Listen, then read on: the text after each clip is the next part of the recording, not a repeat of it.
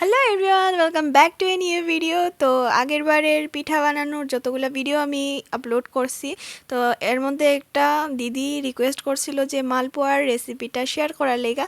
তো আজকে আমি ওই দিদির রিকোয়েস্ট অনুযায়ী আমি মালপোয়ার রেসিপিটা তোমাদের সঙ্গে শেয়ার করবো। তো চলো ভিডিওটা দেখতে থাকো। সবার প্রথমে এখানে সুজি ভিজাইয়ে রেখে দিছে।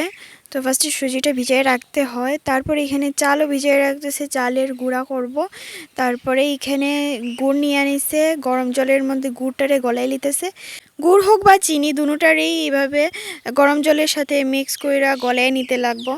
তো এখানে গলানো গুড়ের সাথে আস্তে আস্তে বাকি ইনগ্রিডিয়েন্টগুলোও অ্যাড করে নিব। তো এখানে ফার্স্টে দিয়ে দিছে চালের গুঁড়া, তারপরে এখানে পরিমাণ মতো দিয়ে দিছে আটা ময়দা। তো সবগুলোই পরিমাণ মতো দিতে লাগবো, তবে চালের গুঁড়াটা একটু কম পরিমাণে দিতে লাগবো। তো এখানে সবগুলা ইনগ্রিডিয়েন্ট দেওয়া হয়ে গেছে।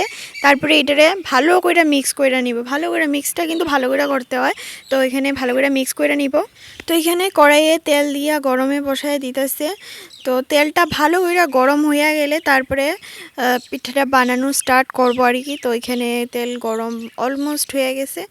এদিকে মা চেকও করতেছে যে তেলটা ভালোভাবে গরম হয়েছে নি, কারণ ভালোভাবে গরম না হলে পিঠাটা ভালোভাবে হইতো না। যখন তেলটা ভালোভাবে গরম হয়ে যাব তারপরে এখানে পিঠাগুলা দিয়া দিব। একটা পরিমাণ মতো দিতে লাগে, তো এটা তোমরা বুঝেই দিও।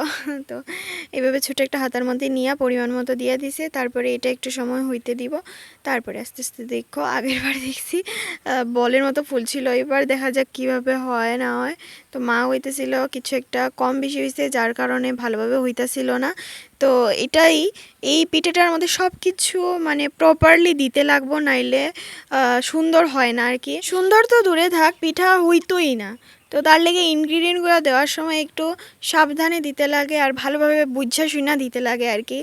তো যাই হোক, দেখা যাক। এদিকে আমার মার পিঠা বানানো কমপ্লিট হয়ে গেছে একটা। তো এখানে প্রথম একটা হয়েছে, তারপরে আরেকটা দিয়া লাইছে। মোটামুটি হয়েছে, বেশি একটা সুন্দর হয়েছে না এবারে। মা কইছিল আগে যে এবারেটা বেশি একটা ভালো হইতো না, কারণ একটু গন্ডগোল হয়েছে। এই পিঠাটা আমার মায়ের হাতের বেস্ট লাগে। তো যাই হোক, এদিকে পিঠাও হয়ে গেছে কয়েকটা। তাহলে আজকের ভিডিওটা তোমরা কেমন লাগছে অবশ্যই কমেন্ট করে জানাইও। যদি ভালো লাগে অবশ্যই ভিডিওটারে লাইক করে দিও, শেয়ার করে দিও।